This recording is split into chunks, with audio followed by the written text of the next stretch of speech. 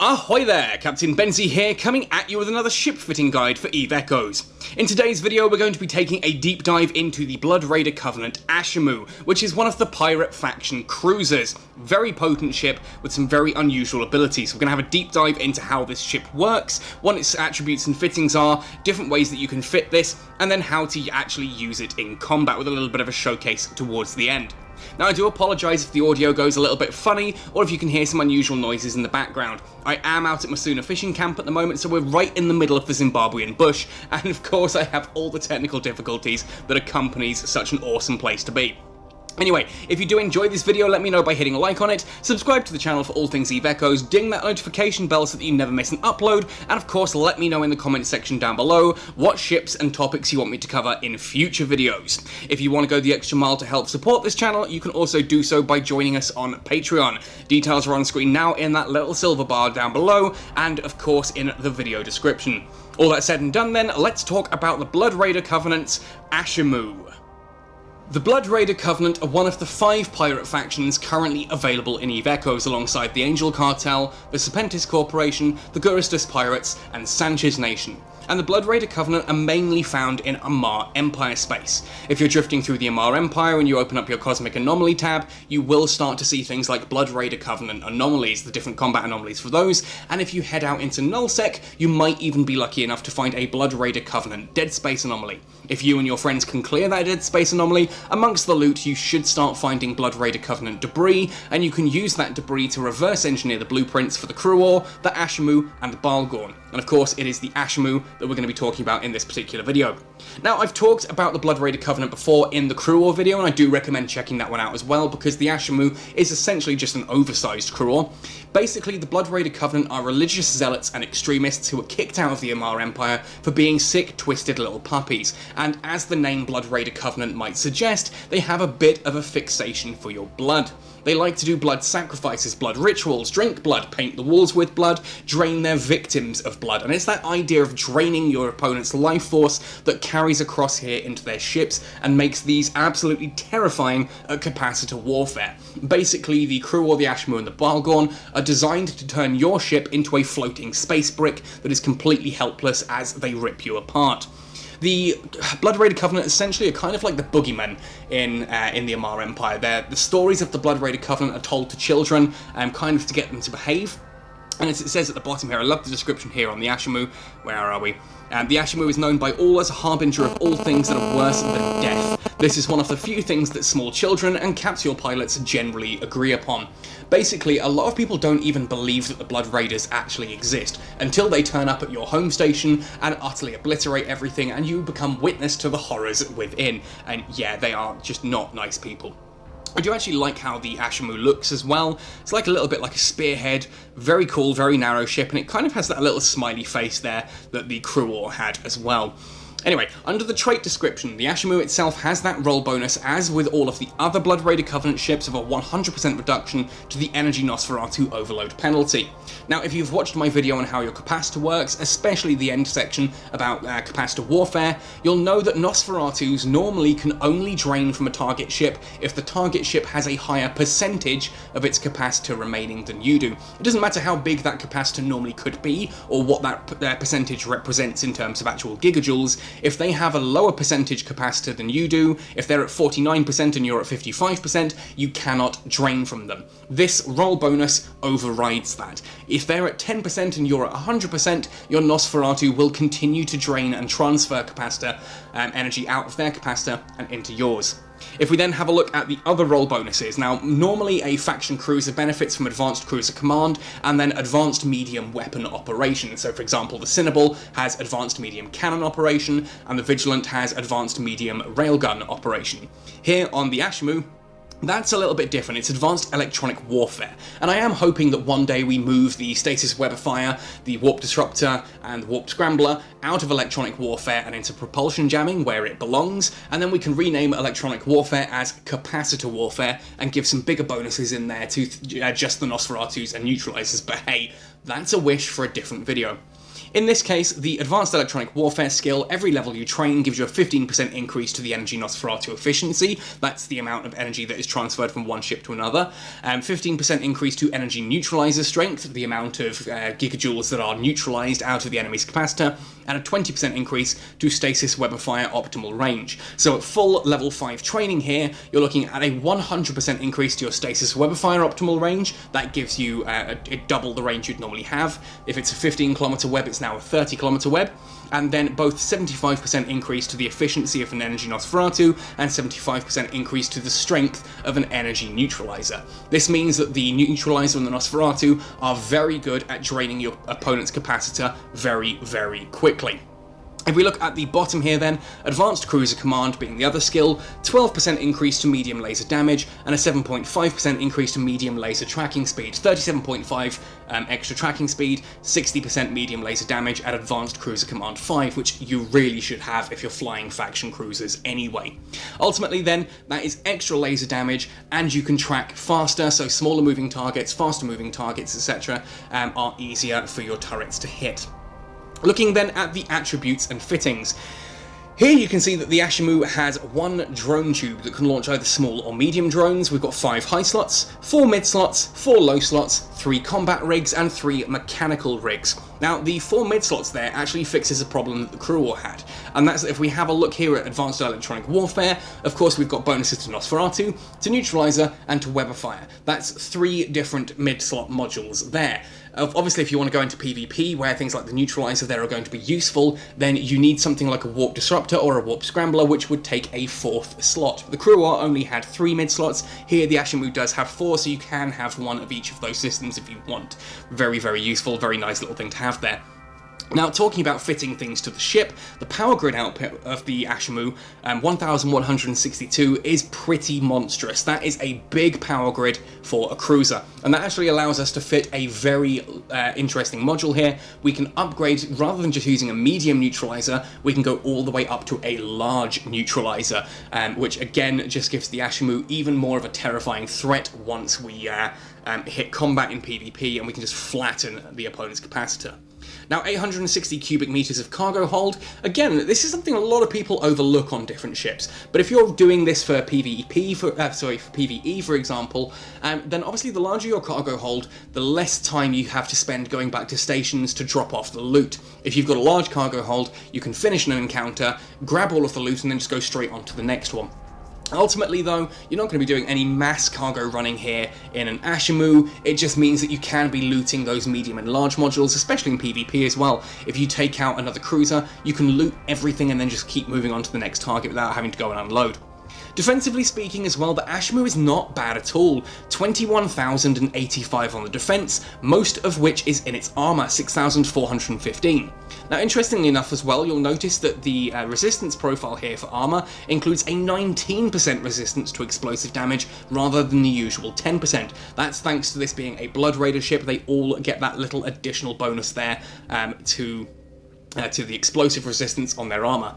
The shields still aren't bad on the Ashimmu. You're not going to be shield tanking anytime soon with 4,451 compared to 6,415, but it gives you a few extra hits before you need to start activating your armor tank and to take those to actually start absorbing those hits properly. Structure as well, 5,810. We're a little shy of the 6,000 mark there on the structure.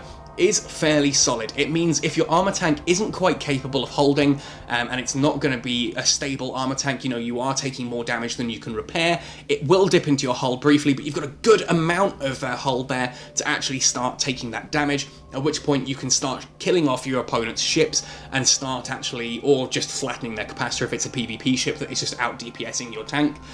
Then you can ultimately hold on in there that little bit longer until you flatten their capacitor, switch their weapons off, and started to neutralize them, at which point your active tank starts kicking in and repairs up the armor. Yeah, okay, you've got a little bit of damage there to your hull and structure, but the armor tank then repairs up and your shields start boosting up as well nicely. Now, the capacitor on the Ashimmu is monstrous for a crew war, 4,804 gigajoules, with an incredibly aggressive maximum capacitor recharge rate of 19.82. Yes, okay, that is the maximum capacitor recharge rate based on it being at 25%, but Obviously, whilst that does decrease as you go above 25% towards 100% and below 25% down towards 0%, it is very aggressive, which means you really, really need to apply a lot of neutralization to get over that 25% speed bump. And ultimately, the Ashimmu is kind of... certainly at cruiser level, it is the king of capacitor warfare, so you don't really want to try and beat the Ashimmu at its own game. Looking then at the signature radius, 90 meters signature radius is on the smaller end of cruisers. It's not as small as they go. I mean, the Cynabal's, what, 70 meters? But ultimately it is on the smaller, the medium to smaller end of cruisers. We've got a flight velocity of 231 meters per second as well, which isn't the fastest, but it's not ridiculously terrible as slow either. There's no special bonuses here to propulsion systems with the Ashimmu, which can prove a problem if your opponent is a little bit out of range or moving faster than you, but again, that's something we'll come to later on. This means that the Ashimmu itself is not ever really going to be a speed tank, except against the absolute biggest and slowest of guns, but it doesn't really need to be. The aim here is to get in, neutralize your opponent's ship so that it has no capabilities left. It is a floating space brick. You then rip its apart and move on. Scan resolution, 369 meters, again is actually fairly good for a cruiser. That's middling to fast for a scan resolution on a cruiser. You're not going to be using this as point in a gate camp anytime soon, but it does mean if you jump into an anomaly and you spot someone there, you can lock on fairly quickly. 3.0 AU per second warp speed, again, it's typical for a cruiser. It means you can get around fairly swiftly. You're not as slow as a battle cruiser or a battleship, but you're certainly not at destroyer or frigate level either.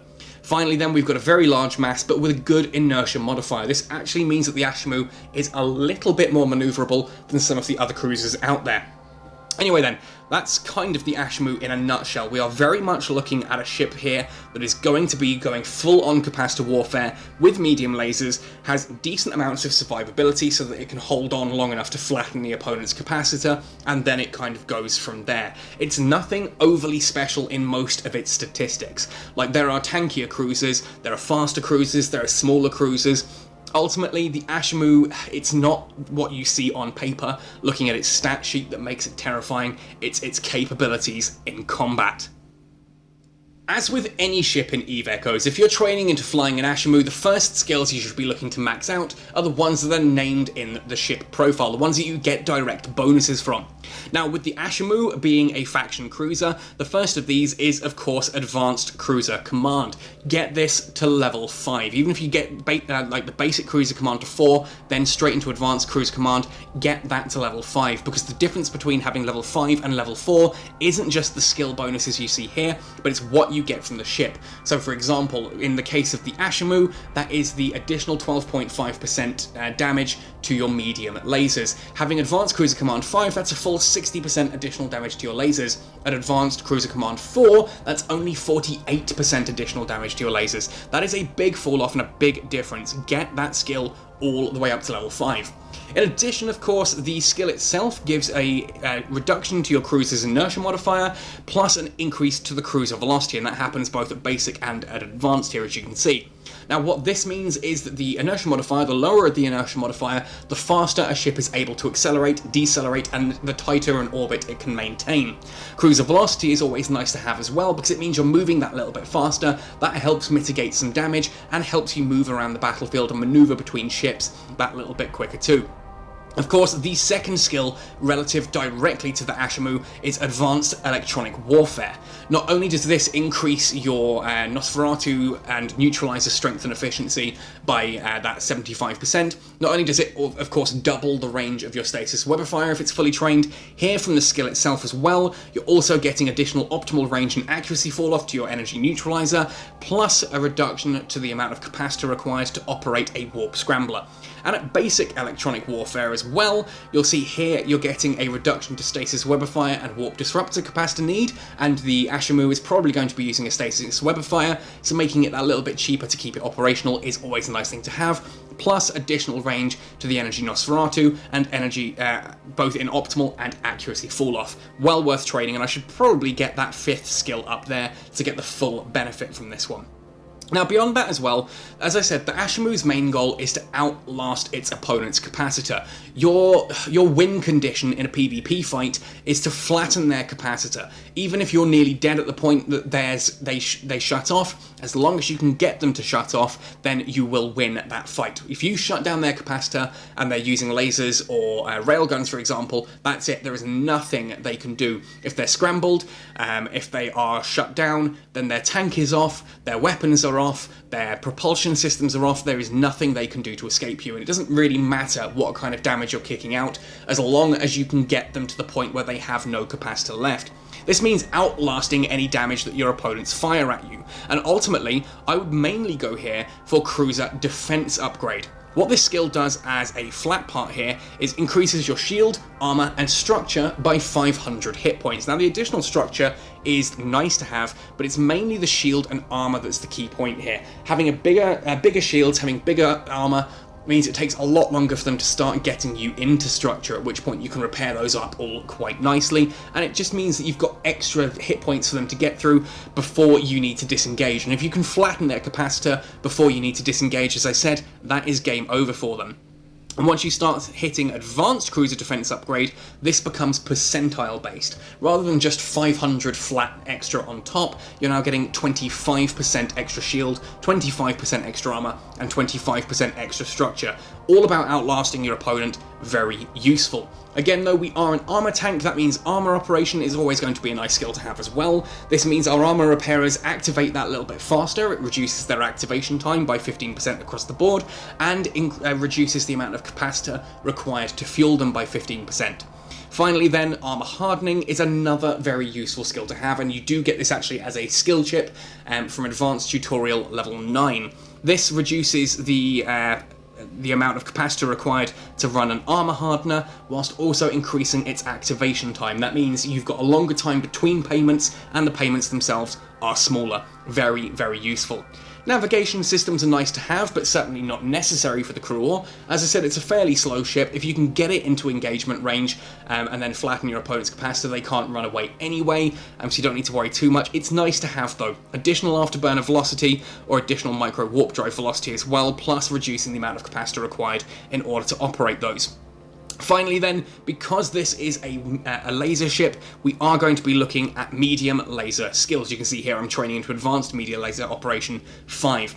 What these do is increase the damage. Operation increases the damage and the tracking speed of your medium lasers, whereas Upgrade increases the damage, but not as much as Operations does, whilst also increasing the accuracy fall-off and the optimal range. Both of those are very nice skills to have, but considering we're kind of held into position by how long range our Nosferatu and Neutralizer are, then we are mainly going to be using pulse lasers, at which point the additional tracking speed and the additional damage is more important than accuracy fall-off and optimal range. In this case, obviously it's still nice to have, because it means you can start applying damage sooner, and if someone tries to move away, then you have more time to actually shoot at them.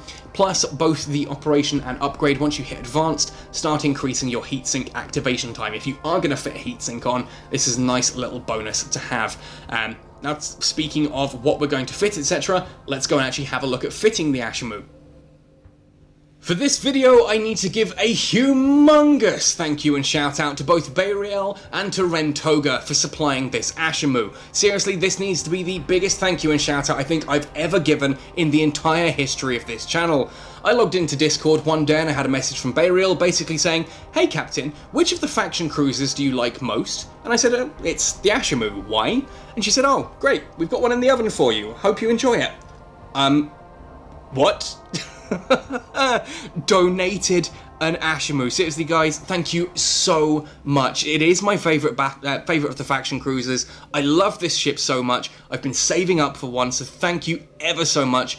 Obviously I paid the costs to actually turn the oven on to make this, but thank you so much. I wish I could find a way to repay that for you at some point, and I'm sure eventually I will do. Just, oh, thank you. Now, in regards to fitting the Ashimmu, of course, with it being a Blood Raider ship, we're going to be leaning heavily into that capacitor warfare side of things. Energy Nosferatus and energy neutralizers are, of course, the main course for today. Now, if there's one thing we know about Nosferatus and neutralizers, it's that they are fairly short range. Here we can see a Vricolakus medium energy Nosferatu, optimal range of 10.56 kilometers. That is the range, therefore, we need to be sitting at. So the orbit is going to be 10 or 11 kilometers in order to be getting the most out of the medium energy Nosferatu. This, of course, means that for our lasers, we are going for medium pulse lasers. Obviously, beams, there's not much point with beams. The strength of beams is their additional range. That range doesn't matter since we're going to be in Nosferatu range anyway. The pulse lasers, very high DPS, 333 damage here onto electromagnetic, 203 onto thermal, with an activation time here of 4.59 seconds, 117 DPS. Very nice damage there across the board. Good tracking speed as well, 63.02, thanks to the skills and that I've got here with this ship. 63.02 is very good for hitting most ships. You can struggle with some of the smaller and faster moving ones, like interceptors, that kind of thing, but for the most part, very, very powerful. And quite frankly, if you're going up against things like interceptors and that, you just shut off their capacitor, at which point their propulsion systems go off anyway. And it's not like Nosferatus and neutralizers have an actual hit chance. If you're in their range, they are hitting you. It's as simple as that. The downside, obviously, to a pulse laser normally is its short range, but thanks to us mainly using Nosferatus and neutralizers, we are going to be within that optimal range anyway, so the downside is just a fact of life for us. Now for the other mid slots, then of course we've gone for a Moat large energy neutralizer. As I mentioned earlier, the power grid on the Ashimmu is big enough that we can fit a large energy neutralizer, and this has an optimal range of 22.08 kilometers. This means when I lock onto a target, I approach it. Once I hit the 22 kilometer mark, that's when I activate the energy neutralizer. They immediately lose 1,211 gigajoules out of their capacitor. If we assume then that the next 4 seconds are enough for me to hit the range for a Vricolakus medium energy Nosferatu, then I'm going to activate that, and that'll take off 130 gigajoules out of their capacitor as well. By time the neutralizer makes its second activation, 24 seconds later, it'll take another 1,211, and the Vricolakus medium energy Nosferatu will just about be doing its fourth activation there as well. At which point, you're now looking at pretty much 3,000 gigajoules have come out of your opponent's capacitor in the space of 24 seconds, and it just gets worse as time goes on. It's an insane amount of neutralization, and will shut down a capacitor very, very quickly. Now, the interruptive stasis webifier then here is used to slow down any opponent from trying to escape and allows us to approach that little bit faster. 26 kilometer optimal range here, drops their flight velocity by 57%. Obviously, you do not activate the webifier until you have activated your point, whether that is Scrambler or Disruptor is up to you, but you do not activate the webifier until you've already got your points in position, because a lower flight velocity, courtesy of the webifier, means they will reach the velocity required to activate warp drive much faster. Now for this particular build, I've gone for a Mark 7 Warp Scrambler, and you may laugh that, hang on, you're using a faction cruiser, but only with a Mark 7 Warp Scrambler? What about a Predator? Why not even at least an Interruptive?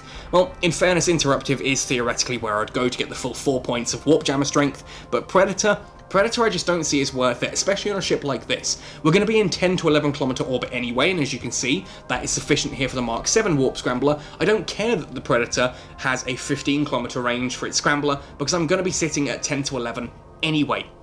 Beyond that, the additional 2 points of Warp Jammer strength that a Predator Warp Scrambler uses isn't actually all that useful. 3 points of Warp Jammer strength is pretty much enough to stop most other ships escaping.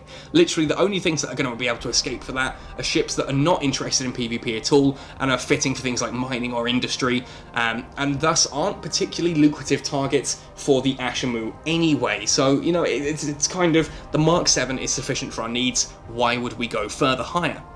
It also means that with the Scrambler there, the Scrambler you can use to switch off a micro warp drive, even in PvE, and the Webifier is there as well to slow down anything using afterburners, or just to switch off a micro warp drive and then use the Webifier, to slow them down even further. That means you can hit smaller, faster moving targets that little bit easier. And talking about hitting smaller and faster targets, of course, a Mark 7 Vespa or whichever other drone you can get your hands on rounds things out there quite nicely. Now, whichever one you go for really depends on your target. If you're going up against shield tanks, then take the Amar drones. If you're going up against something like an Amar ship or Galente ships that are armor tanking, take one that uses explosive damage. I've gone for the Vespa here because it's good against armor tanks, but it's not terrible against shield tanks either. You kind of get that little bit of a middle ground here. Now, I know that the Galente ones tend to be most popular. They also tend to be 4 times the price of everything else. Ultimately, the difference is, even in optimal circumstances, the difference is less than 1%, and to me, it's just not worth the cost. Just pick a drone. Your DPS from the drone, as you can see, it's only, what, 20.07 extra DPS? It's nothing. We're not really worried about that extra damage. It's just nice as a little addition going against smaller, faster targets to help take them out. Now, of course, the Ashimmu, as I've mentioned earlier, is all about outlasting your opponent. You don't need to worry about very high damage, as long as you can survive long enough to neutralise their capacitor and switch off their systems. Now, for survival, I've gone for 1 Corpum C-Type Medium Armour Repairer and 2 Corpus C-Type Adaptive Armour Hardeners. Now, having 2 of these fitted and active massively increases the damage resistance of my armour. Then the Armour Repairer can top up any incidental damage that manages to get through those very, very high resistances. And of course, the amount of of your capacitor required to run this isn't particularly high. Now, it may say here that the capacitor is only 3 minutes 12, not completely stable. That's because we have a Gistum C-Type micro warp drive fitted. I don't use the micro warp drive once we're in combat and actually orbiting. I use it to catch someone as they're trying to run away, to close that gap as quickly as possible to get everything switched on. And in fact, if I were to unfit this micro warp drive, we'll show you now. If I take off the micro warp drive, suddenly our capacitor becomes stable. So we are only unstable as long as that micro warp drive is active, and it's not going to be active at all times. So theoretically, we are actually at stable capacitor. And that's an absolute blessing here. You can see the defense of this ship, as I said, very high thanks to the skills I've got. 28,065, 9,837 on the armor hit points, with those resistances across the board, and that's without things being activated. I will undock in a moment and showcase what actually happens to those resistances when I have those both active. Now, for the rigs then, combat rigs, I've gone for a laser collision accelerator and for a laser burst aerator. This increases our DPS, and this is mainly used because I intend to use this in PvE as well. Ultimately, if you're just going for PvP, I would probably rig a bit more into the tank. The third combat rig I've gone for is a Trimark armor pump, which increases the amount of armor hit points I have by 30%. You can see here as well, these do not have a stacking penalty. You can put multiple Trimark armor pumps on here and massively increase your armor and just make it very hard for your opponent to actually, you just have a massive amount of armor that takes a long time for them to get through, by which point you flatten their capacitor and they're messed, they're gone, they're stuffed at that point.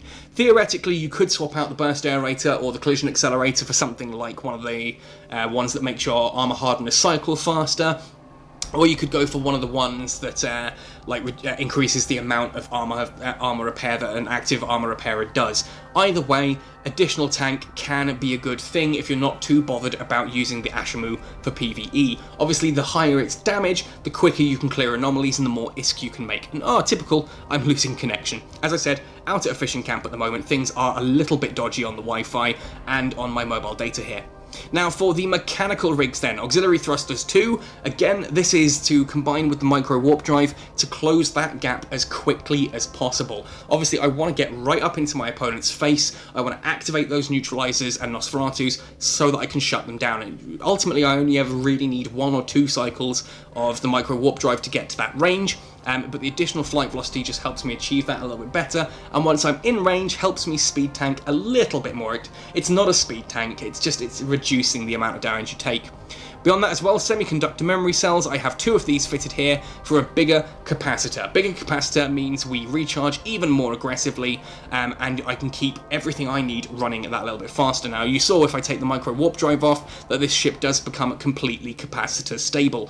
Ultimately, that is thanks partially to those rigs, but if you have been around a little bit longer than this particular character, this alt has, then you may have enough points in cruiser engineering for that not to be quite so vital on those rigs. At at which point you could probably swap those out for the ability to lock on to your target a bit faster, or heck, add extra flight velocity as well, and just reduce the amount of damage that you take. So here we are now undocked, and I'm going to activate both of those armor hardeners to showcase how those actually affect this ship's resistances. So let's now open up the fitting window, and here we are. If I move into the defense tab, you'll see my defense is an absolutely massive 35,122, and the vast majority of that is here in the armor, 9,837 armor hit points, 49% explosive resist, 53% kinetic resist, 59% thermal resist, and 68% against electromagnetic. Now, of course, as I said, if you wanted to, you can swap out some of that DPS for additional survivability. You don't necessarily need much damage if all you're intending to do is shut off your opponent's capacitor. But again, I'm in PvE a lot with this ship where you cannot shut off a rat's capacitor. It just doesn't exist. They have infinite capacitor. I go for the extra DPS. But for PvP, you could easily plug that explosive resistance hole with an anti-explosive rig and make this even more resistant to damage. It is actually terrifying the amount of damage that an Ashimmu can take when you rig it the right way. At which point, outlasting your opponent's capacitor becomes a trivial affair. But let's have a look now at actually how fast you can flatten someone's capacitor. Once again, Carrie has come to my aid in order to help showcase how effective this can be at capacitor warfare. She's in the same stabber as she was in the Cruel video. I've locked on, I'm going to activate both of those neutralizers and Nosferatus, and straight away, good lord, 24% capacitor, down like a rock. Now the Nosferatu is going to keep pushing that down as it's trying to recharge. 13%, down it goes, try to recharge, 15%, bam, down to 8%. On 3 cycles then of the Nosferatu. Next cycle takes us down to 3%, and then the neutralizer just comes along and goes, nope, that's it, 0% capacitor. Damn, that is all of her systems now offline. That means no shield booster, no shield hardener. If she were using lasers or railguns, those are now offline as well. Nothing is possible for her. That has shut her ship down completely. Obviously, she can still warp away. There are no points attached to her ship at the moment, and it only requires a minuscule amount of your capacitor to be able to achieve escape warp. Just obviously, the less capacitor you have, you may not be able to actually warp all the way to your destination. May have to stop halfway, but quite frankly, that's not necessarily a problem, as I can't actually jump after her and chase her. But there we are. She's escaped quite nicely, and I think that really does showcase very quickly how, very effectively, how quickly you can neutralize the enemy ship's capacitor with an Ashimmu. Okay then, so again, the Ashimmu is one of those ships that a lot of people seem to think is only useful for PvP and not useful at all for PvE. So I'm jumping into an Angel Large Anomaly Tech 10 to showcase how that could not be farther from the truth. Here we are, Tech 10 Angel Large Anomaly. I've warped in at 0 on this one. Let's see what we have. We've got a Maelstrom Striker, 2 Slasher 2 Interceptors, a Cyclone 2, and a Rupture Guardian. Okay, so again, it is going to be those Slasher 2 Interceptors that we take out first. So we're going to lock onto those. I'm going to orbit here around the Maelstrom. There we go, change to the ships in combat, and we're going to take out those slashers first. So we're going to activate the web, because obviously it's within range. We've got very long range webs. Start shooting with those lasers. Decent hits there onto the slasher 2. You can see how quickly that's going down. My shields, yeah, shields obviously take a lot of damage here with the Ashimmu. They are not the best shields on any ship ever. This is very much an armor tank. There we are. Let's move after the Cyclone now. Move towards that. No, don't want to activate everything on the Cyclone. Sorry, I'm only trying to orbit that. Let's get back onto the Slasher 2 Interceptor. Focus fire on that as we start moving towards the Cyclone. It looks like quite comfortably the Web of Fire is enough. I've taken a little bit of damage to the armor, so let's activate the armor rep as well. Take that Slasher 2 Interceptor out nice and quickly. Down it goes. Right, now we can move on to the Rupture. Again, the drone goes, no, don't want to fight the Rupture, I want to fight the Cyclone. Fine. Okay, well, we're going to take out the Rupture. That'll be our next target. Decent amount of damage there, you can see. And, oh well, the drone is at least taking the shields down on that Cyclone 2 in the meantime. I'm just going to kind of leave it at this point. Let it do its thing. I've also got the Nosferatu applied to the Cyclone 2 Guardian at the moment. Obviously not a huge problem as we're still within its optimal range. It's still draining effectively. In fact, you can see my capacitor is still sitting well above 90%, comfortably at above 90% capacitor. As we are over halfway now through this first wave. And we're doing some nice big hits there against that Rupture. Down it goes, 237,500 ISK. People ask, how do I make money? Ultimately, doing combat anomalies like this. It can get pretty grindy at times, but I like to sit and talk to people on Discord or, you know, watch a video or Netflix or whatever. Whilst doing this, it's a nice, easy way to make some money, and you can see here that the Ashimmu doesn't struggle all that much at it either, and this is a Tech 10 large anomaly. You don't get like any more difficult in regards to standard anomalies than this. Can you do Inquisitors and Scouts with it? Yes, probably. I'd imagine you can do like up to Tech 7 Scouts and Inquisitors. With the Ashimmu, I know that the Cynabal and the Phantasm can do even higher than that, but there we go. And we're slowly pulling that Cyclone 2 down. So what I'm going to do now is ultimately skip ahead to the end of this wave and go into the next wave because I know some interesting stuff there happens. For the folks interested in timekeeping, that is the 9-minute mark we've just crossed in order to destroy that. Now again, I apologise, my lag out here is atrocious. I am in the middle of the Zimbabwean bush, beautiful area around me, but as you can see the Wi-Fi is not particularly great and my phone signal is just as bad for like trying to play on mobile data. So I'm going to have to do this manually. We're locking onto things and I can see that that's going to be an interceptor down there. Oh, there we are. Everything's loaded in. So there we are, Slasher 2 Interceptor. Hit it with the Scrambler. That slows it right the heck down. We hit it with the Webifier as well. It's now moving at very slow speed. We can comfortably now obliterate it using those lasers. Now there is a Thrasher Interdictor there. Is that going to be one with a Scrambler? No, it's not. It's one with a web. Okay, that's not a huge problem. Let's get rid of that Slasher 2 Interdictor first of all. Taking a few hits, obviously still a very small target, so getting a solid hit is a difficult thing to do with medium weapons. But we're nearly there, the drone's helping as well.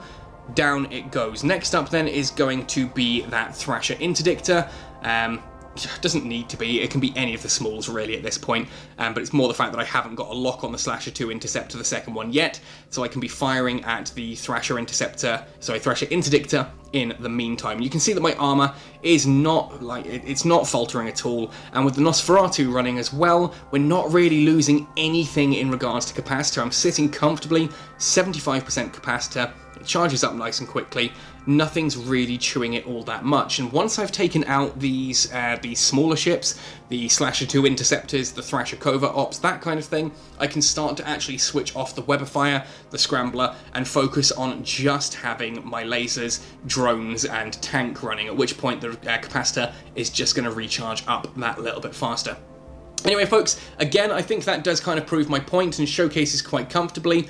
So I've done a slingshot maneuver there, so I am taking a bit of damage to my shields, just whilst I'm trying to get a decent angular velocity back up, sorry, to my shields, to my armor, whilst I'm trying to recover that angular velocity. But again, you'll see while I'm talking here, that is now recharging. We're taking less damage now that I'm in a proper orbit.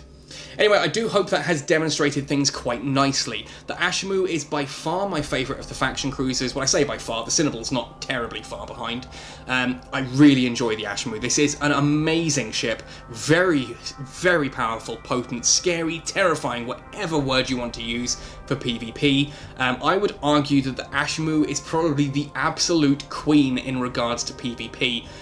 The ability to shut your opponent's capacitor down so completely and so quickly makes for a very easy win condition. As long as you can achieve that before they can kill you, well, yeah, that's your win condition. Drone ships are obviously a bit of an exclusion to this, because obviously even if you shut their capacitor all the way down, the drones can still do damage. And of course, Minmatar cannon ships as well, same kind of thing, they can keep firing their cannons even if they are capacitor neutralized. That said, once they're capacitor neutralized, a drone ship or a like a Minmatar cannon ship, they are still going to be unable to run any form of tank, so your damage should absolutely rip through them, because there's nothing repairing or standing in your way anymore. Any armor hardeners are going to be switched off, shield hardeners, that kind of thing, they're losing those resistances, they can't activate damage control units, they can't run shield boosters or armor repairers, they cannot do a thing. You've turned them into a brick, and then you can just sit there and chip away at them with a chisel until they're gone. Hopefully that's given you guys some inspiration too. As I said, I adore the Ashimmu. I think a lot of people sleep on this ship and kind of just go, oh, the Cynabal's got more damage, and the Phantasm's tankier. Yeah, but this doesn't need the damage or the tank. You just shut your opponent off, at which point you don't need tank, and you don't need high damage. If they can't do anything, they can't hurt you, so you don't need tank, they can't run away, and they can't protect themselves, so you don't really need damage, because you're not trying to overpower anything at that point. They're already dead by the time the capacitor hits 0. Anyway, folks, let me know your thoughts and opinions on the Ashimmu in the comment section down below. Let me know what topics and which ships you want to see me cover in future videos. I am hoping to get hold of some of the attack battle cruisers soon. That's things like the Naga and the Tornado and the Oracle, that kind of thing there, and the Talos. Hopefully some of the faction battleships as well in the near future. So stay tuned for that, ding that notification bell, make sure that you set it so that you do get notifications whenever a video goes live. That way you do not miss out on those videos when they arrive. Thanks for watching right the way to the end, folks. Happy sailing, and see you in New Eden!